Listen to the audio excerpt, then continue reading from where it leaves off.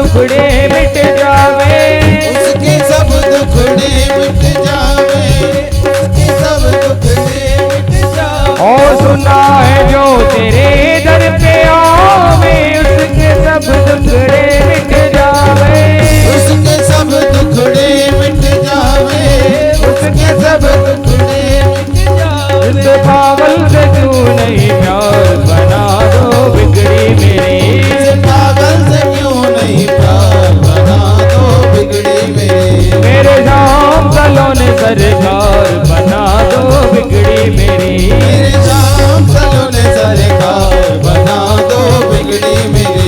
ओ बिगड़ी मेरी शाम, बिगड़ी मेरी, बिगड़ी मेरी दाता, बिगड़ी मेरी, बिगड़ी मेरी दाता, बिगड़ी मेरी, बिगड़ी मेरी दाता, बिगड़ी मेरी, मेरे शाम सलोने सरकार बना दो बिगड़ी मेरी, मेरे शाम सलोने सरकार बना दो बिगड़ी मेरी। मेरे शाम सलोने सरकार बना दो बिगड़ी मेरी, मेरे शाम सलोने सरकार बना दो बिगड़ी मेरी।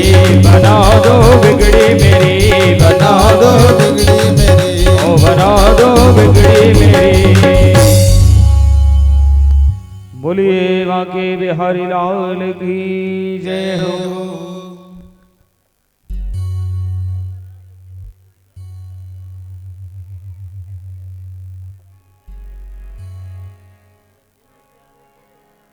तो भगवान का चौथा विवाह कालिंदी यमुना जी के साथ में हुआ।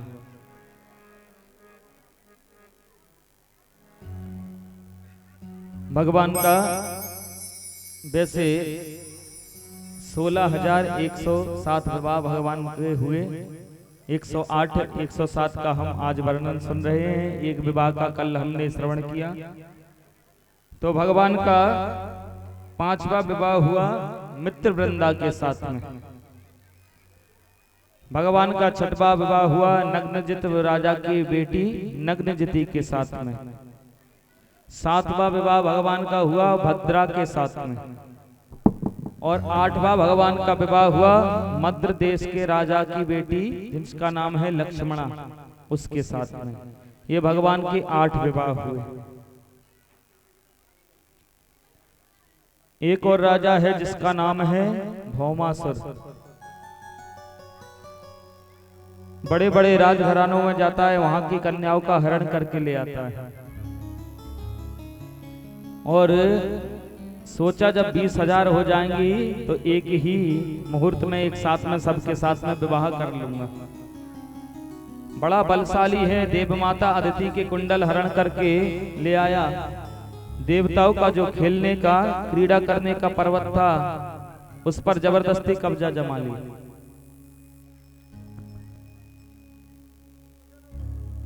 क्योंकि व्यक्ति के पास में जब बल ज्यादा बढ़ जाता है तो वो दुरुपयोग करता है उस बल का।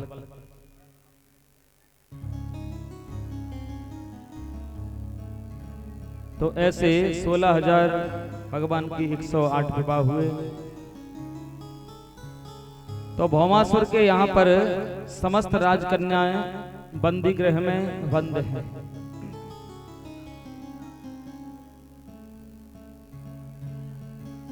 भगवान के पास में सूचना की गई तो भगवान ने कहा मैं अवश्य पधारूंगा।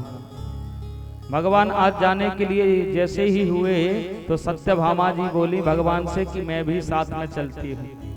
भगवान बोले आज तो तुम्हारी ज्यादा ही जरूरत है, जरूर साथ में चलो। भगवान सत्यभामा को साथ में लेकर के भौमासुर के यहाँ पर गए। भौमासुर के साथ में भगवान का युद्ध हुआ। केवल भगवान अपना बचाव कर रहे हैं।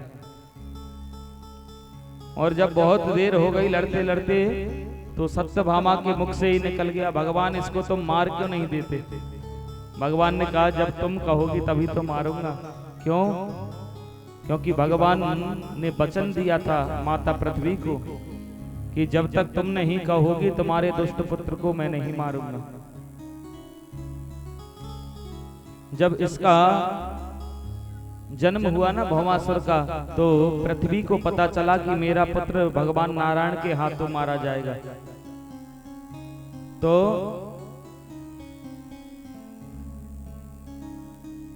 भगवान ने वचन दे दिया, देवी जब तक तुम नहीं कहोगी तुम्हारे दुष्ट पुत्र को मैं नहीं मारूंगा। तो भगवान की दो प्रमुख भार्या हैं, दो प्रमुख पत्नियां हैं। कौन कौन सी? एक है जो लक्ष्मी के रूप में अवतार लेकर के आई हैं रुक्मणी जी, और पृथ्वी के से जो अवतार लिया है, पृथ्वी की जो पुत्री है वो है सत्यभामा जी, और ये भूमि का ही तो पुत्र, पृथ्वी का ही तो पुत्र भौमासुर है। तो भगवान ने कहा जब तक तुम नहीं कहोगी तुम्हारे पुत्र को नहीं मारूंगा। तो आज सत्यभामा जी के मुख से निकल गया, इसको मार क्यों नहीं देते। भगवान ने फिर जब सुदर्शन चलाया तो उसका सिर धड़ से अलग हो गया, पृथ्वी पर गिर पड़ा, उसका उद्धार हो गया।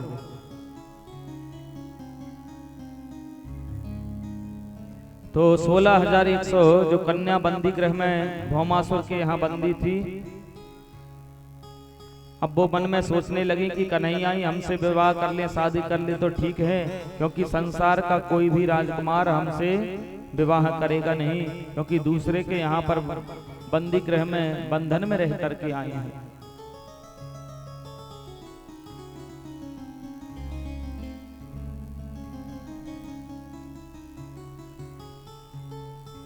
तो भगवान ने एक ही मुहूर्त में, एक ही समय में उन 16,100 कन्याओं से शादी कर ली। तो भगवान के टोटल विवाह कितने हो गए? 16,108।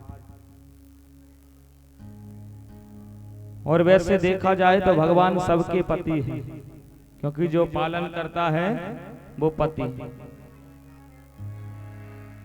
और गीता में एक बात भी आती है, भूमिरापो नलो वायुः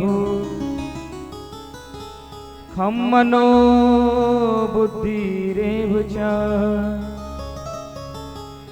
अहंकारं इतीयं मे भिन्ना प्रकृतिरष्टधा। भगवान की भूमि, रापो नलो वायु खम मनो बुद्धिरेव च, ऐसे 8 प्रकार की प्रकृति है। तो वो भगवान की प्रकृति, भगवान सबके पति हैं देखा जाए तो।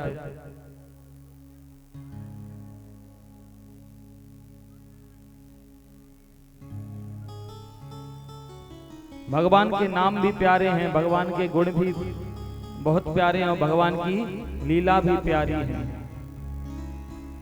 इसलिए तो कथा में निद्रा देवी जी का आक्रमण हो जाता है।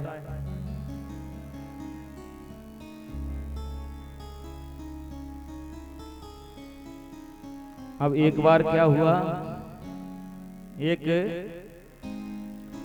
सेठ जी थे। अब सेठानी जी कथा सुनने के लिए रोज जाएं, लेकिन सेठ जी नहीं जाते थे। तो सेठानी जी एक दिन सेठ जी को ले गई जबरदस्ती। अब जैसे ही कथा सुन रहे हैं सेठ जी, तो नींद आ रही है, उनको झोंका आ रहा है नींद का। क्योंकि भगवान की कथा में नींद क्यों आती है मालूम है आपको? एक तो कुंभकर्ण की जो पत्नी है निद्रा देवी जी, वो सिर पे आके बैठ जाती हैं जब हम कथा सुनते हैं।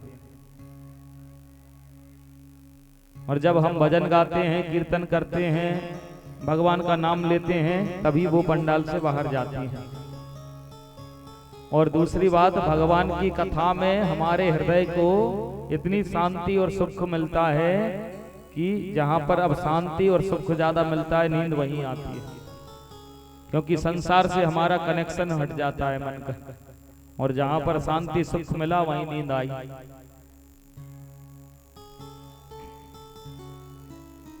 तो सेठानी ने क्या किया, अब सेठ जी जैसे ही गए तो नींद के झोंका ले रहे हैं कथा में खूब। सेठानी अब जयकारा बुला तो नींद खुल गई। अब दूसरे दिन फिर लेकर के गई सेठानी जी। बोले कथा कैसी लगी? सेठ जी बोले बड़ा परेशान रहता हूं मैं तो नींद के मारे, कथा तो भगवान की बड़ी कड़वी लगती है मुझको। कैसी लगती है? कड़वी, जैसे दवाई होती है ना, ऐसी लगती है। तो दूसरे दिन सेठानी बड़ी चतुर थी, मिश्री रख के ले गई, बतासा और मिश्री पल्लू में बांध के। अब जैसे सेठ जी को नींद आई सो मुंह खुल गया, सो बतासा सेठ जी के मुंह में दे दिया। अब जैसे ही कथा सुनते जा रहे हैं सेठ जी, और मुख भी मीठा होता जा रहा है। तो दूसरे दिन फिर पूछ रहा, तीसरे दिन कथा कैसी लगी? बोले कथा तो आज तो बहुत मीठी लगी, बहुत मीठी लगी। तो भगवान की कथा तो मीठी है, तो पत्नियां जो होती है बड़ी चतुर रहती हैं, किसी भी प्रकार से धर्म पति से करवा ही देती हैं। इसलिए पत्नी का नाम क्या है? धर्म पत्नी। पति कोई भी धर्म का काम करे, मंदिर में पूजा करे, कथा कराए, कुछ भी कराए, धर्म का काम स्वयं करे, तो ऑटोमेटिक पत्नी की जो पासबुक होती है ना धर्म की, उसमें ऑटोमेटिक 50% जमा हो जाता है। और पति पाप का काम कोई भी करे तो बिल्कुल नहीं जमा होता। क्यों? क्योंकि वो धर्म पत्नी है, धर्म में साथ में है, पाप में नहीं।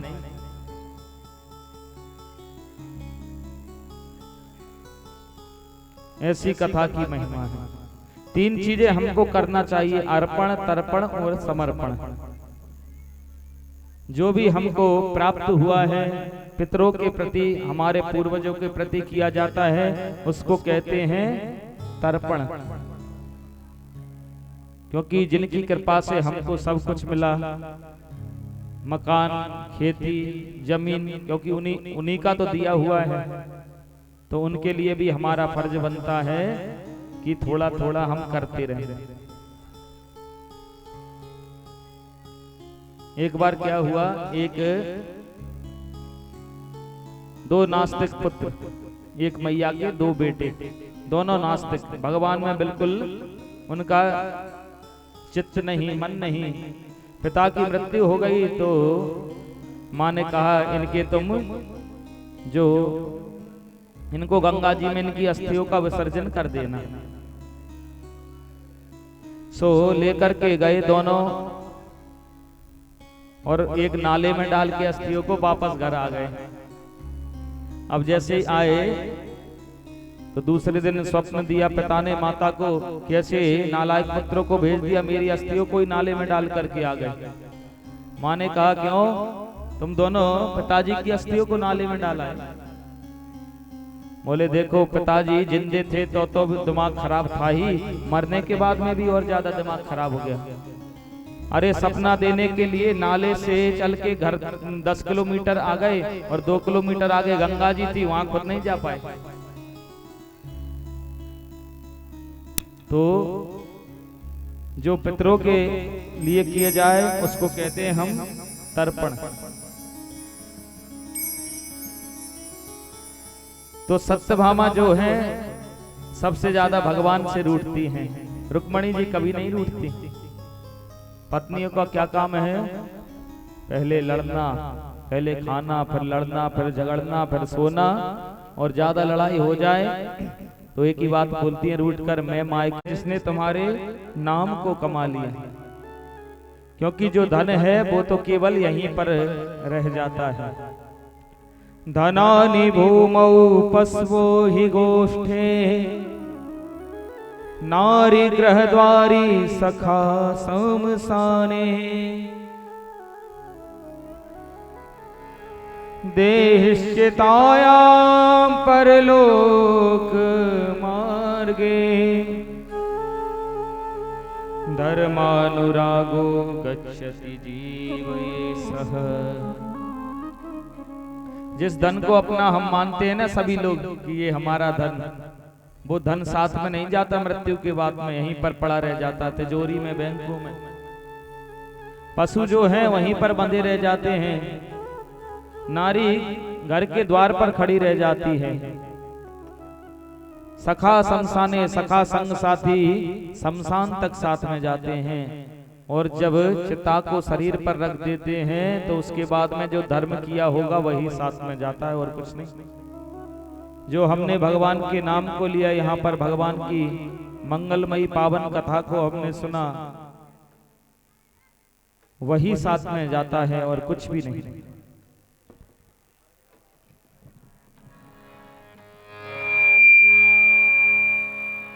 संतों के मुख सो सुनो, सुखदाई यह मंत्र, संचालक श्री राम है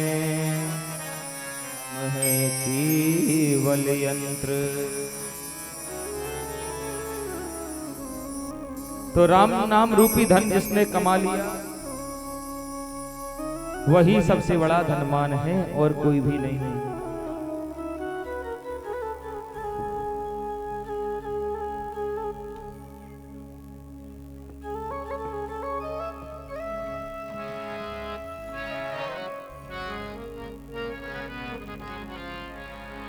इसलिए मीराबाई भी कहती हैं, पायो जी मैंने राम रतन धन पायो, पायो जी मैंने राम रतन धन पायो, पायो जी मैंने राम रतन धन पायो, पायो जी मैंने राम रतन धन पायो, पायो जी मैंने राम रतन धन पायो, राम रतन धन पायो मैंने, राम रतन धन पायो मैंने, राम रतन धन पायो मैंने, राम रतन धन पायो मैंने, राम रतन धन पायो, पायो जी मैंने राम रतन धन पायो। जय हो।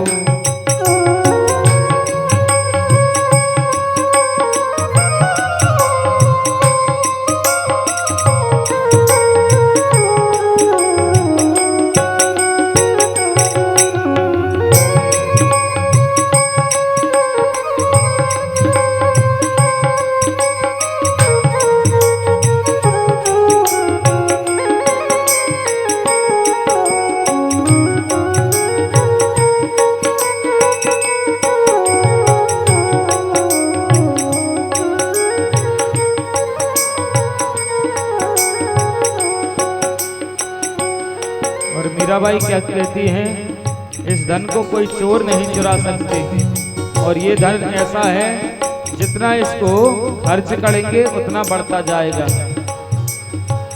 खर्च न कोई चोर न लेबे, खर्च न कोई चोर न लेवे, खर्च न कोई चोर न लेवे, खर्च न कोई चोर न लेवे, दिन दिन बढ़त सवायो, पायो जी मैंने दिन दिन बढ़त सवायो, पायो जी मैंने राम रतन धन पायो, पायो जी मैंने राम रतन धन पायो, पायो जी मैंने राम रतन धन पायो, पायो जी मैंने राम रतन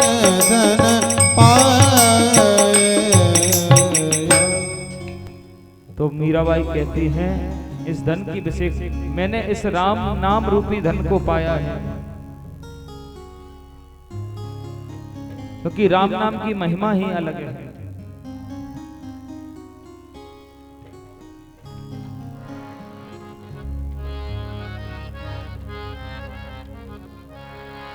कि तुलसी जग में आए के कर लीजिए दो काम,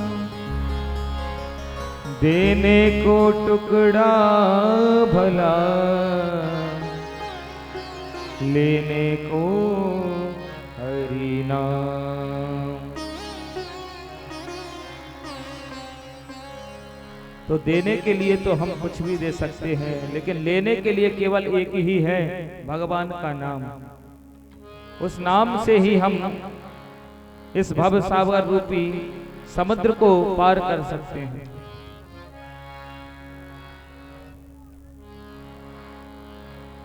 तो देखा जाए तो राम नाम सभी संतों ने एक ही भाव से लिया है। चाहे वो कृष्ण भक्त हो, फिर भी उन्होंने भगवान राम के नाम का आश्रय लिया है।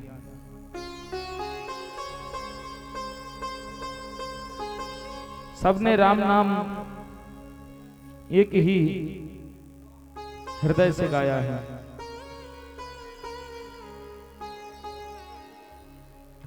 नानक देव जी ने भी राम नाम ऐसे ही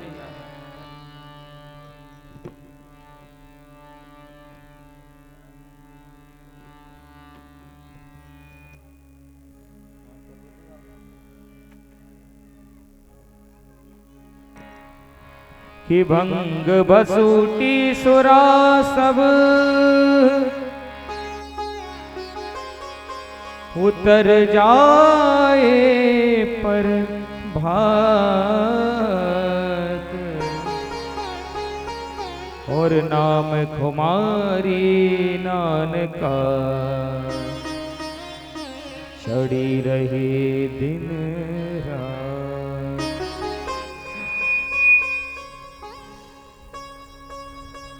तो राम नाम के लिए सभी संत एक ही मत हैं। मंत्र भगवान का गाओ, कैसे भी गाओ। इसलिए ये पांचवी भक्ति बताई है मंत्र गाने को गोस्वामी ने।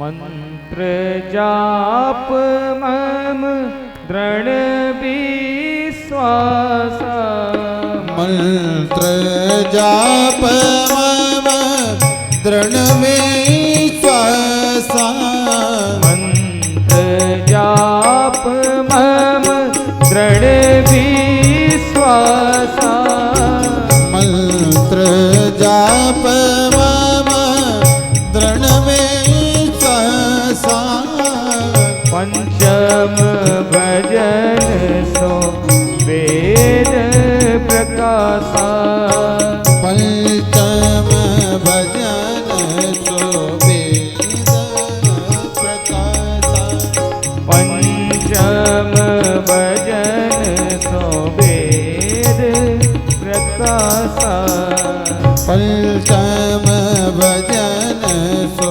वेद प्रकाशा, वेद प्रकाशा, वेद प्रकाश। तो ये पांचवी भक्ति है। मंत्र का जाप करो, पर दृढ़ विश्वास से, विश्वास होना चाहिए, तभी भगवान का नाम फलदायी होगा। क्योंकि ये सर्वश्रेष्ठ भक्ति है। गीता में भगवान कहते हैं यज्ञा नाम जप यज्ञोस्मि। ध्यान देना, जितने भी यज्ञ है ना, उनमें सर्वश्रेष्ठ यज्ञ है जप करना, भगवान का माला पर नाम जपना, वो सबसे बड़ा यज्ञ है।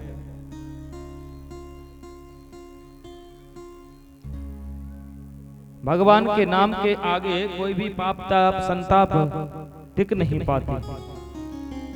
हनुमान जी महाराज गए जब लंका में, तो हनुमान जी महाराज तुलसीदास जी ने कहा 100 योजन का जो समुद्र था उसको लांग गए। ये आश्चर्य नहीं, क्योंकि हनुमान जी पार जाते हुए दिखाई दे रहे हैं समुद्र के। लेकिन कमाल हुआ, हनुमान जी का नहीं था, तो फिर बोले किसका था? कमाल उसका था जो दिखाई नहीं दे रहा था।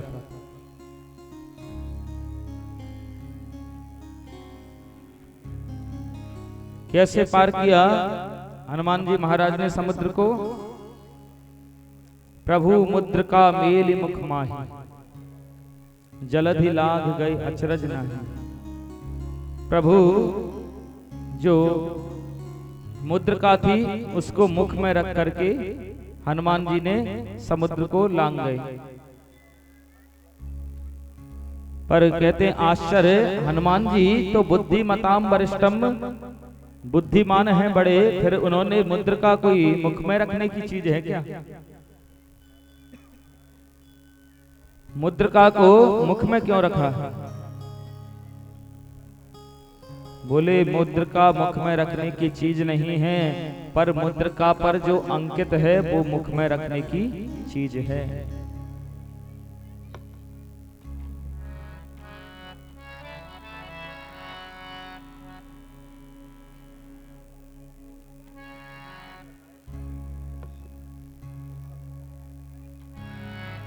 तब देखी मुद्रिका मनोहर, तब देखे मुद्रिका मनोहर, तब देखी मुद्रिका मनोहर, तब देखे मुद्रिका मनोहर। राम राम अंकित अति सुंदर, राम राम अंकित अति सुंदर, राम राम अंकित अति सुंदर, राम राम अंकित अति सुंदर। तब देखी मुद्रिका मनोहर, तब देखे मुद्रिका मनोहर, मुद्रिका मनोहर, मुद्रिका मनोहर, मुद्रिका मनोहर। तो राम नाम अंकित अति सुंदर, मुद्रिका पर जो राम नाम रूपी जो शब्द लिखा है उसको हनुमान जी महाराज ने अपने मुख के अंदर रखा है। राम नाम मुख के अंदर ही लेना चाहिए, इसलिए हनुमान जी महाराज ने उस को मुख में रखा मुद्रिका को।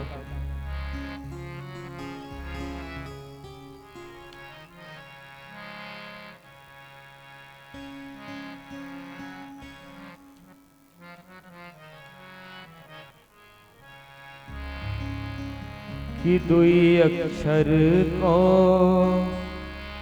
मंत्र मनोहर, दुई अक्षर को मंत्र मनोहर, दुई अक्षर को मंत्र मनोहर, दुई अक्षर को मंत्र मनोहर। सुमिरत शंभु भवानी राम नाम रटते रहो, सुमिरत शंभु भवानी के राम नाम रटते रहो। जब तक रहे जिंदगानी राम नाम रटते रहो, जब तक रहे जिंदगानी के राम नाम रटते रहो, कि राम नाम रटते रहो, कि राम नाम रटते रहो। तो जब तक हमारा ये जीवन रहे, जिस प्रकार हनुमान जी महाराज ने अपने मुख के अंदर मुद्रिका को रखा है, राम नाम रूपी भगवान के नाम को रखा है, उसी प्रकार हम भी इस जीवन में भगवान के इस राम नाम रूपी नाम को रखें और उस नाम का आश्रय लें। आगे चल के सुखदेव जी महाराज वर्णन करते हैं कि कैक सस्ता कृष्णस्य पुत्रान् दश दशावलः। भगवान के एक पत्नी से 10 पुत्र और 1 पुत्री हुई। तो इतना बड़ा भगवान का परिवार हो गया, यानी करोड़ों में संख्या पहुंच गई भगवान के परिवार की। प्रद्युम्न जी महाराज के भी 2 विवाह हुए, अनिरुद्ध के भी 2 विवाह हुए।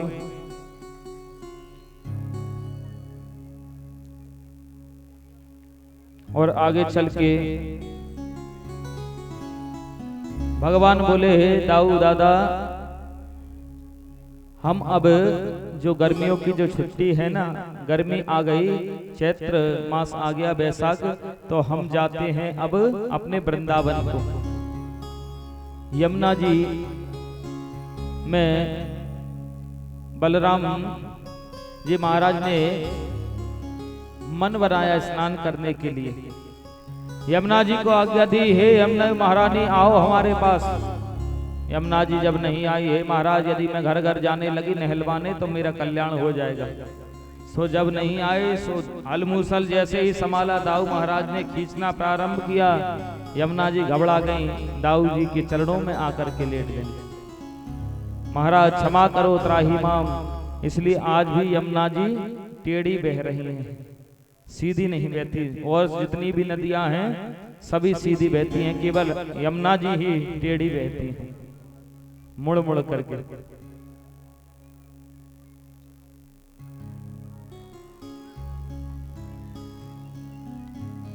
और बड़ा सुंदर वर्णन किया है यहाँ सुखदेव जी महाराज ने। एक राजा पौंड्रक हुआ। अब पौंड्रक राजा ऐसा था, जब उसने अपने सेनापति से पूछा, ये कृष्ण को सारी दुनिया भगवान क्यों मानती है? अब सेनापति बोला, महाराज मुझे ज्यादा तो पता नहीं, लेकिन मैंने सुना है उसके 4 हाथ हैं, शंख चक्र गदा पद्म धारण करके रखता है, पीतांबर पहनता है। सभी भक्त लोग उसकी जय जयकार करते हैं। तो पौंड्रक राजा ने भी आदेश दे दिया अपनी प्रजा को कि सभी मेरी जय जयकार करेंगे, आरती मेरे नाम से गाएंगे।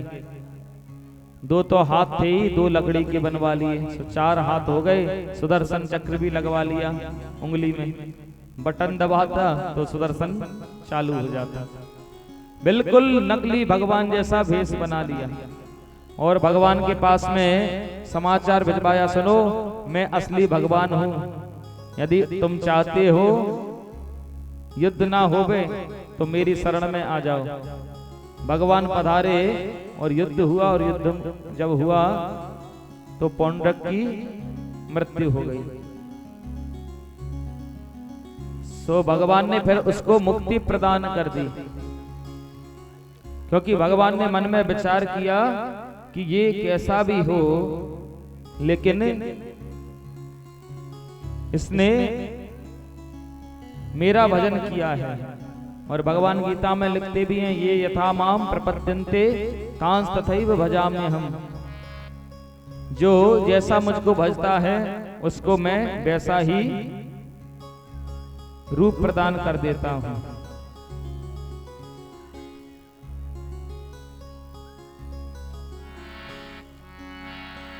बोले वृंदावन बिहारी लाल की। आइए प्रभु नाम स्मरण करें, फिर आगे हम कथा में प्रवेश करें।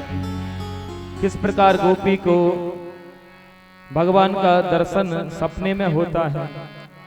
तो ब्रज गोपी एक से दूसरे से कह रही, रात सखी सपने में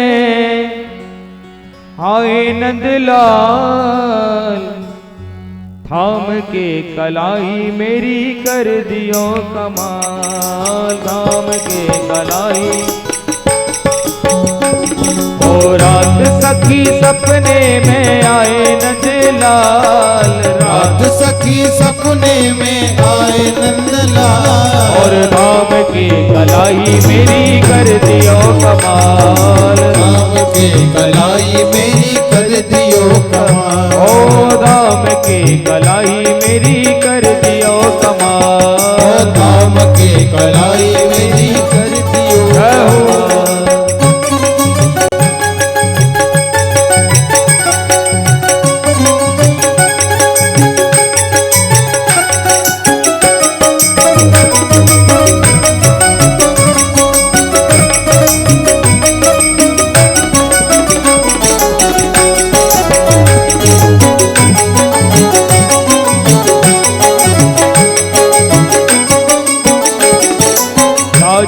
है बात आज रात सौ लगा टिकट, हरिया मोरी बारी सी उमरिया थर थरा गई, उमरिया थर थरा गई, उमरिया थर थरा गई, मेरी उमरिया थर थरा गई, उमरिया थर थरा गई। कान के बजाई बैन नैन सौ मिलाए ने, मुख सकहू कचू ओ निक से हड़बड़ा गई, निक से हड़बड़ा गई, ओ निक से हड़बड़ा गई। मैं तो तो बहुत बरजी पर मानो ना गोपाल, मैं तो बहुत बरसी पर मानो ना गोपाल। और धाम की कलाई मेरी कर दियो कमाल, धाम के कलाई मेरी कर दियो कमाल। ओ धाम की कलाई मेरी कर दियो कमाल, ओ धाम के कलाई मेरी कर दियो जय हो। कमाल।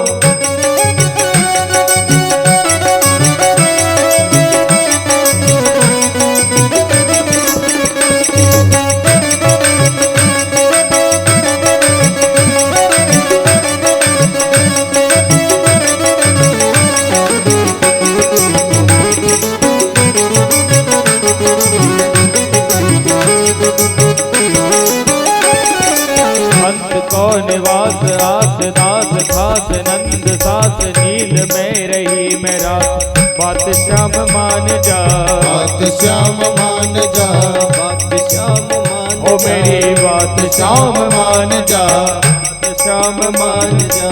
चीर भयो चीर मन अधीर नहीं नर दी, बात है गंभीर मत सताए श्याम मान जा, सताए श्याम मान मत सताए श्याम मान जा, सताए श्याम मान जा, मत सताए श्याम मान जा। ओ श्याम तेरी प्रीत भरी जान को जंजाल, श्याम तेरी प्रीत बनी जान को जंजाल, श्याम तेरी प्रीत बनी जान को जंजाल, श्याम तेरी प्रीत भई जान को जंजाल। धाम के कलाई मेरी कर दियो कमाल, धाम के कलाई मेरी कर दियो कमाल। ओ धाम के कलाई मेरी कर दियो कमाल, ओ धाम के कलाई मेरी कर दियो कमाल।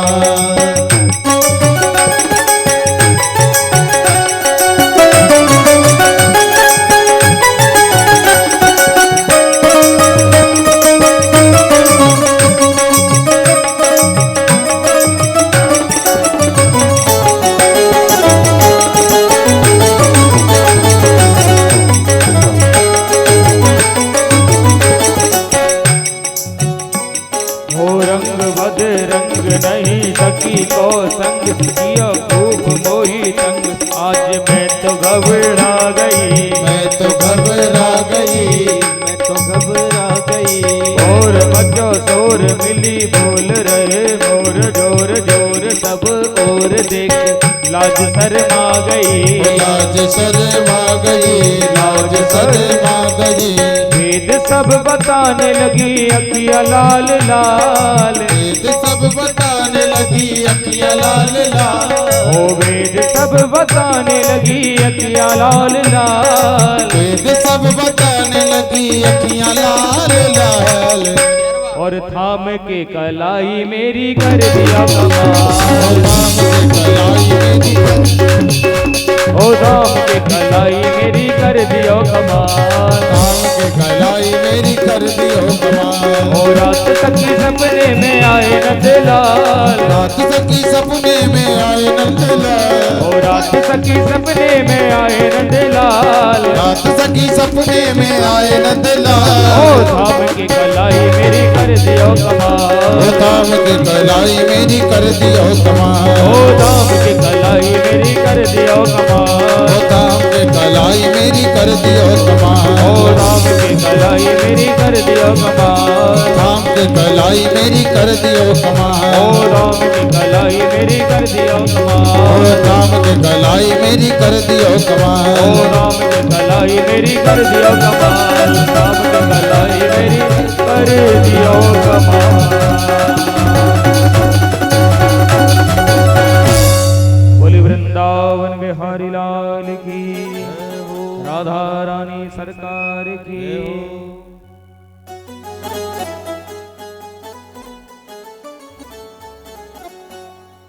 तो यहाँ पर भगवान ने पौंड्रक का उद्धार किया। भगवान ने उसको उद्धार क्यों दिया कि ये चाहे जैसा भी दुष्ट क्यों ना हो, पर इसने मुझको भजा है। अब इस कथा से हमको क्या शिक्षा मिलती है? ये कथा क्या बतलाती है कि जब भगवान के सामने ही दूसरे नकली भगवान बन गए, आज यदि 10-20 भगवान हो जाएं तो आश्चर्य नहीं।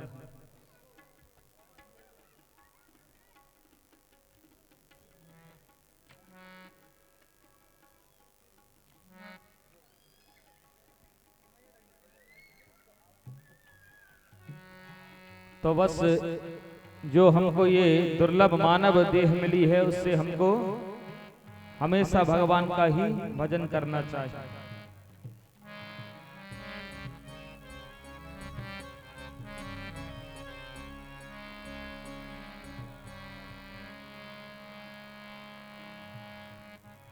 बड़े भाग्य मानुष तनु पावा, बड़े भाग्य मानुष तनु पावा, बड़े भाग्य मानुष तन पावा, बड़े भाग्य मानुष तनु पावा, बड़े भाग्य मानुष तन पावा। सुर दुर्लभ सद ग्रंथ निगावा, सुर दुर्लभ सब ग्रंथ निगावा, सुर दुर्लभ सद ग्रंथ निगावा, सुर दुर्लभ सब ग्रंथ निगावा। बड़े भाग्य मानुष तनु पावा, बड़े भाग्य मानुष तन पावा, मानुष तनु पावा, मानुष तनु पावा।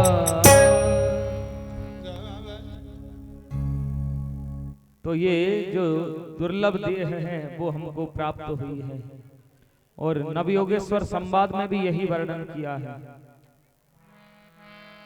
दुर्लभो मानसो देहो देहिनां क्षण भंगुरः, तत्रापि दुर्लभं मन्ये वैकुंठ प्रिय दर्शनम।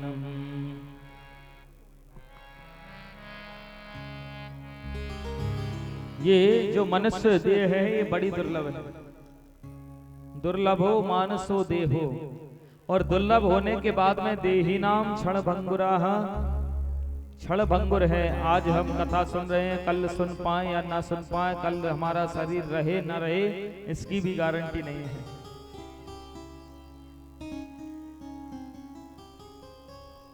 तत्रापि दुर्लभम मन्ये, उसमें दुर्लभ क्या है? भगवान के प्रियजनों का, भगवान का सत्संग और कथा का प्राप्त हो जाना। भागवत में यदि हम मनुष्य शरीर पाकर के भगवान का भजन नहीं करते, संसार की गृहस्थी को ही ढोते रहते हैं, तो 4 जीव बताए हैं। 4 जीवों से उस मनुष्य की तुलना की गई है। सौबेट बराहोष्ट ख्रैहि संस्तुतः पुरुषः पशु। सबसे पहला जीव है सौबेट बराहोष्ट, मतलब सुअर। सुअर किसको देख करके खुश होता है? अब जहां से भी आजकल जो मनुष्य को धन कैसे भी मिले, चोरी से मिले, बेईमानी से मिले, किसी का भी हड़प लो, खा लो, तो सुअर कहता है भैया है तो हमारे ही जैसा स्वभाव, क्योंकि हमको भी जैसा जो कुछ मिलता है सब खा लेते हैं, उसी प्रकार इसका मनुष्य का स्वभाव है। तो सुअर बड़ा खुश होता है ऐसे मनुष्य को देख करके। दूसरा प्रशंसक है गधा।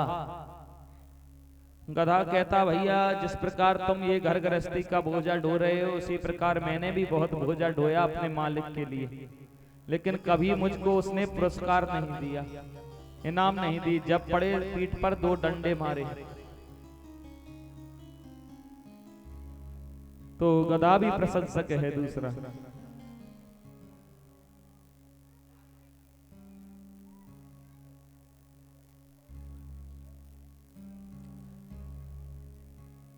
स्वबेट बरा होस्ट खरई संस्कृतः पुरुषः पप्पू। एक और प्रशंसक है जिसका नाम है ऊंट।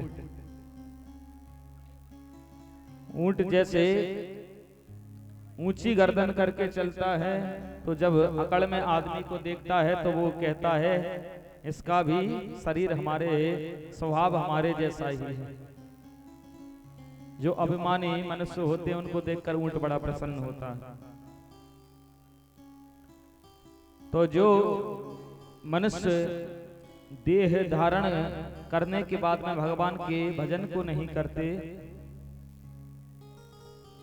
उनको देखकर देवता भी धिक्कारते हैं कि तुमको इतना सुंदर अवसर दिया, इस देव दुर्लभ मनुष्य देह तुमको मिली और भगवान का भजन न करे, तो देवता लोग भी धिक्कारते हैं ऐसे मनुष्य को। कि हाथी के दांत के खिलौना बने भांति भांति, व्याघ्र की खाल तपसिन मन भाई है, और गैड़ा की खाल को बांधे सिपाही लोग, और संबर की खाल राजा राजन सुहाई है, बकरी की खाल थोड़ा पानी भर लाई है, और कहत कवि केशवदास सिया राम के भजन बिनु, यह मानुष देह कछु काम नाई है, यह मानुष देह कछु काम नाई है। तो मनुष्य शरीर लेना तभी सफल है जब इस हम देह से भगवान का भजन करें, और जैसा हम करते हैं कर्म वैसा हमको मिलता है फल। और देखो मैंने बताया भी था एक दिन, जो भारतवर्ष है ना, एक जंक्शन है, स्टेशन है। हम जहां से इस शरीर को ले जाना चाहें वहां पर ले जा सकते हैं। नरक जाना चाहते हो तो बुरे कर्म करना प्रारंभ कर दो, नरक का रिजर्वेशन टिकट पक्का है। स्वर्ग जाना चाहते हो तो अच्छे कर्म करो, स्वर्ग पहुंच जाओगे। भगवान की भक्ति यदि हम करेंगे तो भगवान के धाम वैकुंठ को पहुंच जाएंगे। तो जो जैसा कर्म करता है फल वैसा मिलता ही है। लेकिन जिसने किया है उसको ही मिलेगा। बोले ये बात सही नहीं बैठती। एक बार पूछा किसी ने,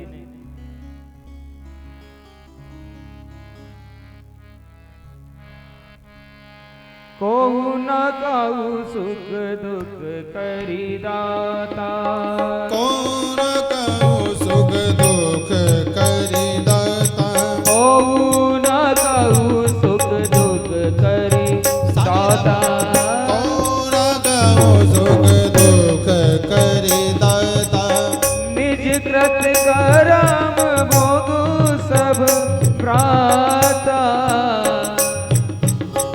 निज कृत कर्म भोग सब प्राता, निज कृत कर्म भोग सब प्राता, निज कृत कर्म भोग सब प्राता, को न काऊ सुख दुख करी दाता, को न काऊ सुख दुख करी दाता, सुख दुख करी दाता, सुख दुख करी दाता, सुख दुख करी दाता, सुख दुख करी दाता। तो कोई किसी को दुख नहीं देता। हम कहते हैं अरे हमको भगवान ने हमारे साथ ये कर दिया वो कर दिया, नहीं। जो हम कर्म करते हैं उसका ही फल मिलता है, और आज के किए गए कर्म का फल हमको 100 करोड़ जन्मों के वर्ष के बाद भोगना पड़ेगा। ना भुक्तम क्षीयते कर्म जन्म कोटि सतैरपि, अवश्यमेव भोक्तव्यं कृतं कर्म शुभाशुभम्। जैसे किसी ने पूछा एक बार एक आम के बगीचे को एक आदमी ने देखा। अब देखा तो अब तुम विचार करो, आम के बगीचे को जब देखा तो वो चल करके गया, हाथ से फल को तोड़ा तो इतने में माली आ गया। उसने पीछे से 2-4 डंडे जमाए तो रोने लगा। तो बोले ये तोड़ा फल हाथ ने और पिटे पीठ, ये कहां का न्याय है? नहीं, बोले विचार करो इस पर थोड़ी इस कथा पर।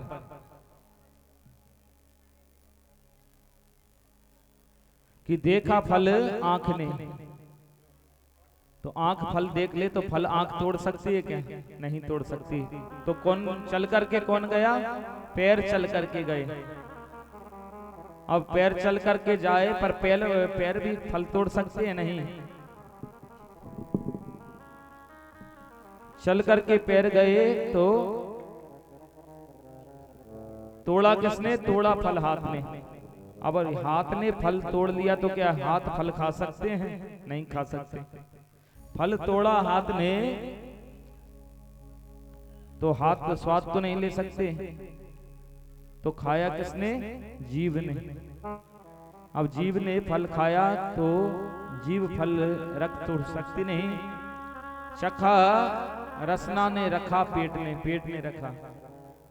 अब देखो कितनी बड़ी बात है। देखा फल आंख ने, चल कर गए पैर, तोड़ा फल हाथ ने, चखा रसना ने, जिसने चखा उसने रखा नहीं, और पिटे पीठ, ये कहां का न्याय है? नहीं। एक संत बोले ये बिल्कुल सही है, क्योंकि सबसे पहले फल किसने देखा था? आंख ने। गलती आंख से ही हुई ना। और जब पीठ में डंडे पड़े तो रोया कौन? सबसे पहले आंख ही रोई। तो जिसने कर्म किया फल उसको ही मिला। तो ये मनुष्य देह ऐसी है, मानव देह ऐसी ही है।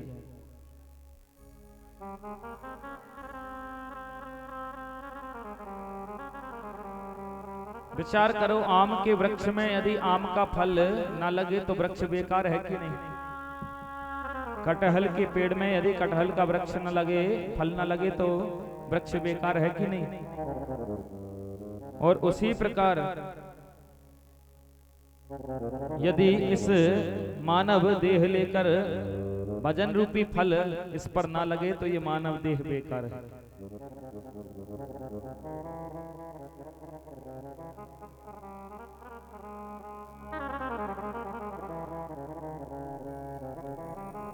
तो प्रसाद अस्तु प्रसन्नता, ये कथा का प्रसाद है कि प्रसन्न रहना चाहिए।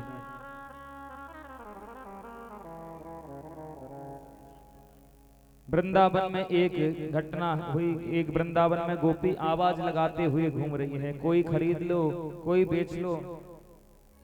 एक गोपी ने दूसरी से पूछा, तुम क्या बेच रही हो?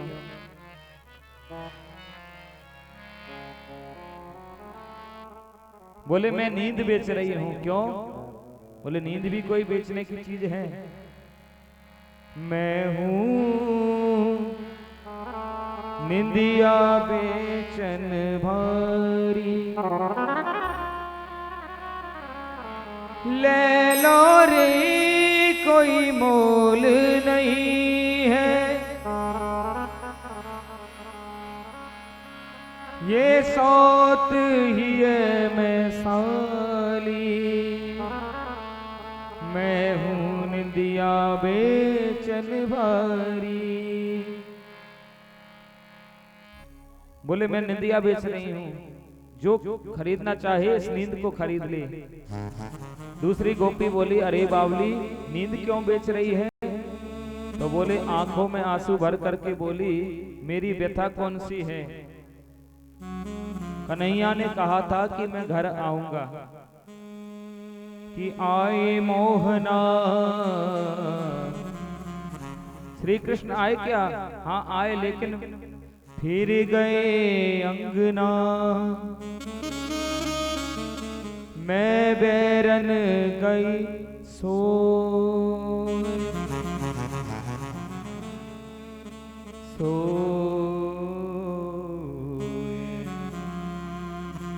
मैं सो गई, जब जागी तब श्री कृष्ण के चरण कमल आंगन की धूल में अंकित थे।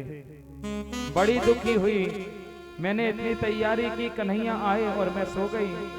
बस उसी क्षण से मैंने निश्चय कर लिया कि इस नींद को मैं बेच दूंगी। री निंदिया तो है मैं बेच दूं, जो कोई ग्राहक हो। कोई खरीदने वाला मिले तो मैं इस नींद को ही बेच दूं। तो दूसरी गोपी बोली, ला बहन, ऐसी बात है तो मेरी झोली में डाल दे, मैं तेरी नींद को खरीद लेती हूँ। अच्छा, तू नींद क्यों खरीद रही है? बोले, क्या तुझे कन्हैया अच्छे नहीं लगते? बोले, अच्छी तो तुझसे ज्यादा लगते हैं, पर मेरी भी एक समस्या है। क्या? एक दिन मैं अपने घर में सो रही थी, नींद लग गई, स्वप्न आ गया। स्वप्न में श्री कृष्ण हो गए कि पौड़ी होती पलना पर मैं, ज्ञान रुध्यान प्रभु चित लाए। लागी गई पल में पल के, और पल लागत ही पल में प्रभु आए। स्वप्न में श्री कृष्ण प्रकट हो गए। मुझे लगा, आहा, आज घर भगवान कन्हैया आ गए। तो मैं जो उठी मिलवे कहाँ, तो जाग परी प्रभु पास नाए। तो बहन, ते प्रभु प्रीतम सोए के खोए, तो मैं प्रभु प्रीतम जागी गवाए। तूने कन्हैया को सोकर खो दिया और मैंने जागकर खो दिया। तो बोले, नींद अच्छी कि सोना अच्छा कि जागना? तुलसीदास जी कहते हैं, मतलब तो भगवान को मन से जोड़ने का है, चाहे कोई कैसे भी जोड़ ले, चाहे कोई सोकर जोड़ ले। जगता कौन है? ज्ञानी संत जगते हैं। गीता में लिखते हैं, या निशा सर्वभूताना तस्याम जागृति संयमी। मोहनिशा जग सो बलिहारा। हारा मोहन सा जग शोभनिहारा। मोहन सा जग शोभनिहारा। मोहन सा जग शोभनिहारा। देखहि स्वप्न अनेक प्रकारा। देखहि सत अनेक प्रकारा। देखहि स्वप्न अनेक प्रकारा। देखहि स्वप्न अनेक प्रकारा। मोहनिशा जग शोभनिहारा। मोहनिशा जग शोभनिहारा। जग शोभनिहारा। जग शोभनिहारा। जग शोभनिहारा। तो भगवान को कैसे भी भज लो, चाहे सोकर भज लो या जाग कर। तो भगवान ब्रह्म मुहूर्त में जागते हैं। यहाँ पर भागवत जी में भगवान की सुंदर दिनचर्या का वर्णन करके बताया है।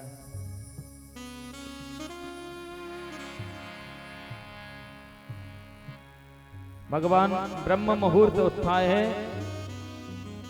भगवान प्रातः काल जागते हैं और सबसे पहले भगवान पृथ्वी माता की वंदना करते हैं, क्योंकि जब भी हम जागे माता पृथ्वी पर चरण रखने से पहले उनका स्तवन करें, उनकी स्तुति करें। समुद्र वसने देवी पर्वत स्तन मंडले विष्णु पत्नी क्षमाम देवीं पाद स्पर्शम क्षमस्व में। तो भगवान ब्रह्म मुहूर्त में जागते हैं। आज भगवान के पास में श्री नारद जी महाराज भगवान का दर्शन करने के लिए आए हैं। और नारद जी कौन हैं? नारद जी हैं भगवान के मन।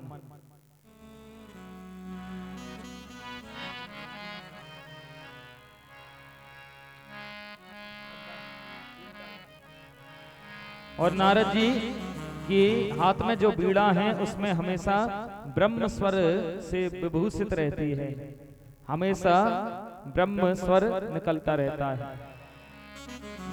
तो नारद जी क्या कहते हुए द्वारका में पधारे?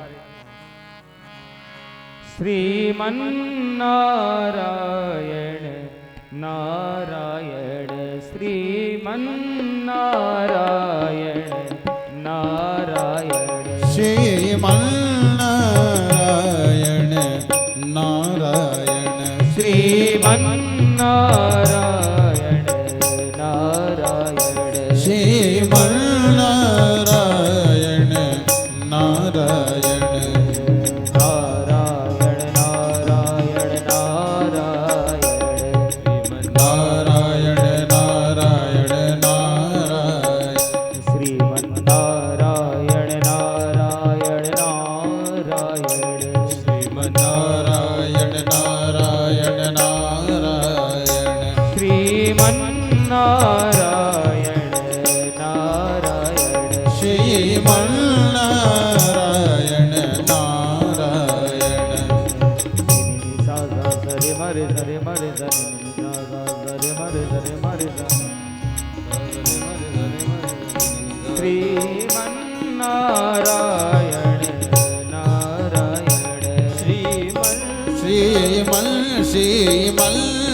नारायण नारायण ओ नारायण ओ नारायण ओ नारायण नारायण। तो नारद जी महाराज श्री नारायण नारायण नाम का संकीर्तन करते हुए आज द्वारका में पधारे हैं। तो द्वारका में नारद जी ने क्या देखा? प्रत्येक भवन में भगवान को अलग अलग रूपों में देखा है। कहीं पर भगवान संत ब्राह्मणों को ऊपर बिठा करके कथा सुन रहे हैं, कहीं पर भगवान बालकों के साथ में क्रीड़ा कर रहे हैं, कहीं पर भगवान उद्धव आदि जो मंत्रीगण हैं उनके साथ में बैठ करके चर्चा कर रहे हैं। तो अलग अलग रूपों में नारद जी ने भगवान का दर्शन द्वारका में किया। और जब दर्शन किया, पहले तो भगवान ने नारद जी के चरण पखारे, उनका पूजन किया। और जब नारद जी ने दर्शन किया तो बोले आश्चर्य नहीं प्रभु, क्योंकि आप कणकण में रहते हो, कणकण में आप विराजमान हो और उसके बाद भी आप भवन में रहते हो, तो कोई आश्चर्य नहीं अलग अलग रूपों में। भगवान के यहां से जब नारद जी जाने लगे तो भगवान ने नारद जी के फिर सिर पर हाथ फेरा और कहा ब्रह्मन नारं भक्ताहं कर्ता तदन मोदता। देखो मैं धर्म का वक्ता हूं, लेकिन मैं धर्म इसलिए ऐसा करता हूं कि लोगों को शिक्षा मिले, लोग भी उसको अपनाएं। नारद जी ने कहा कोई आश्चर्य नहीं प्रभु, कि नैवाद्भुतं त्वयि विभो खिल लोकनाथे।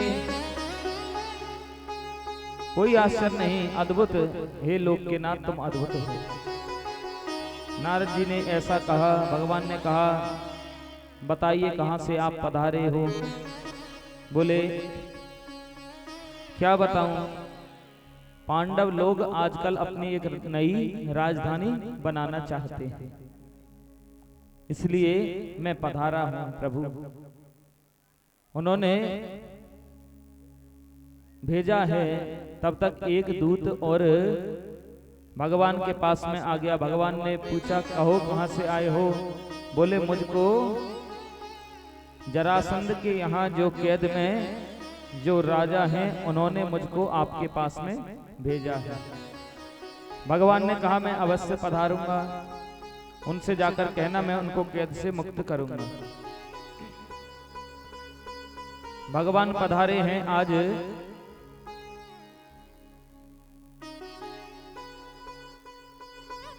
पांडवों के पास में। पूछा, क्या करना चाहते हो? बोले, आजकल हम एक नई राजधानी का निर्माण करना चाहते हैं और राजसूय यज्ञ करना चाहते हैं। भगवान बोले, सब तुम्हारे पक्ष में हैं क्या? क्योंकि जब तक सब राजागण पक्ष में नहीं होंगे तब तक तुम राजसूय यज्ञ नहीं कर सकते। बोले, सब राजा हमारे पक्ष में हैं, केवल मगध का जो राजा है जरासंध वो पक्ष में नहीं है। भगवान ने कहा, उसको भी पक्ष में करने का प्रयास करेंगे। भगवान पधारे भीमसेन और अर्जुन को साथ में लेकर के, और ब्राह्मण का रूप तीनों ने बनाया है। ब्राह्मण का रूप बनाया क्योंकि जानते थे भगवान, क्योंकि ब्राह्मणों को अब जरासंध बहुत मानता है। जैसे ही आए तीनों, जरासंध ने स्वागत सत्कार किया और पूछा, क्या चाहिए? वरदान मांगो, जो चाहोगे वही मैं तुमको दूंगा। तो भगवान ने युद्ध मांगा जरासंध से। युद्धम नो देहि राजेंद्र द्वंद्वसो यदि मन्यसे युद्धार्थिनो वयं प्राप्ता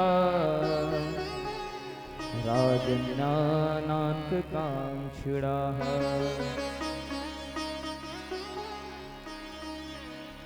तुम हमको वरदान में युद्ध दे दो। जरासंध हंसा, महाराज जानते हो किसके सामने बात कर रहे हो?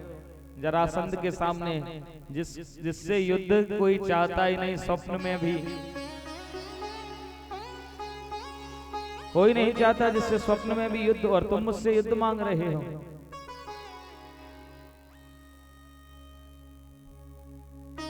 बोले, पहले ये बताओ, तुम अपना परिचय बचाओ असली।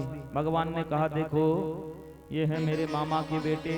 जरासंध बोला, मैं कहां तक हिसाब लगाऊंगा मामा और बुआ के रूप में, सीधे सीधे बता दो। बोले, ये तो है भीम, ये है अर्जुन, और मैं हूं तुम्हारा पुराना शत्रु कृष्ण।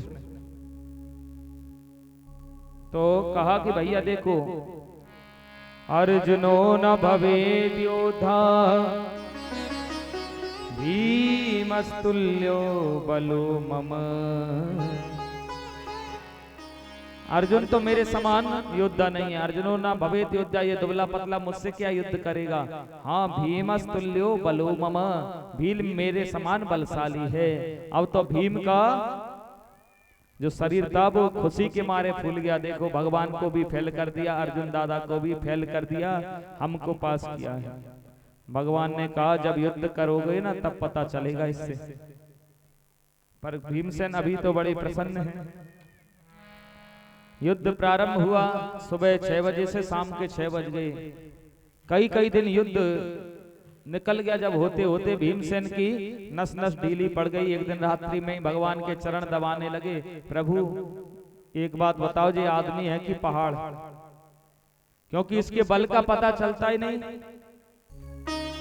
भगवान बोले, और करो युद्ध, अभी पता चलेगा। फिर भगवान ने कहा कि द्वितीय दिन जब तुम युद्ध करो ना, मेरी तरफ देखना। बोले ठीक है। दूसरे दिन जब भीमसेन ने युद्ध किया तो भगवान की तरफ देखने लगे, तो तिनके को चीर के भगवान ने विपरीत दिशा में फेंका, और उसने भी ऐसा ही किया, लेकिन वो सही फेंक ना पाए भीमसेन, वो पुनः जुड़ करके खड़ा हो गया।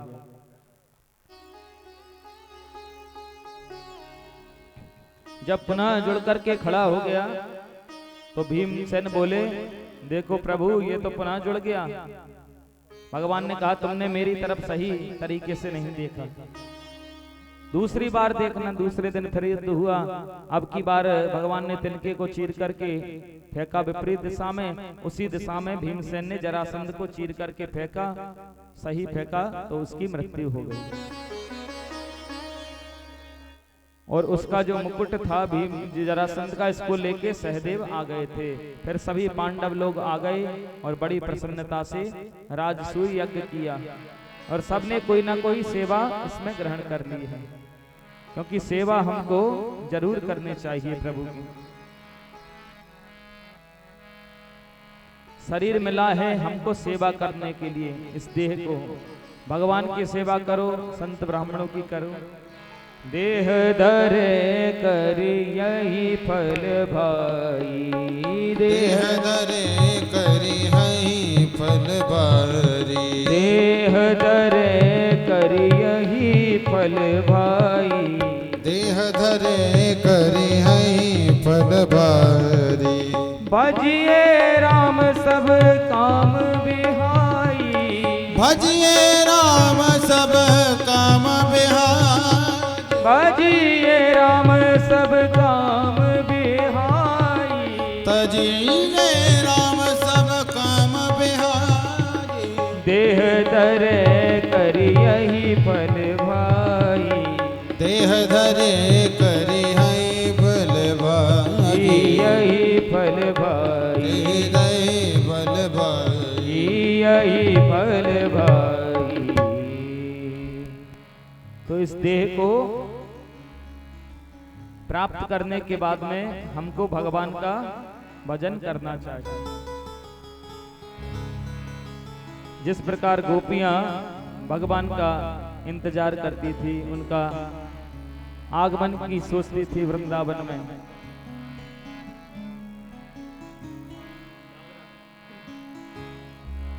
आया करे कोई कह दे सवरिया से, आया करे कोई कह दे सवरिया से, आया करे कोई कह दे सवरिया से, आया करे कोई कह दो सवरिया से, आया करे मन माया करे, आया करे मन भाया करे रे, आया करे मन भाया करे, आया करे मन भाया करे। जरा कह दो सवरिया से, आया करे जरा कह दो सवरिया से, आया करे जरा कह दो सवरिया से, आया करे जरा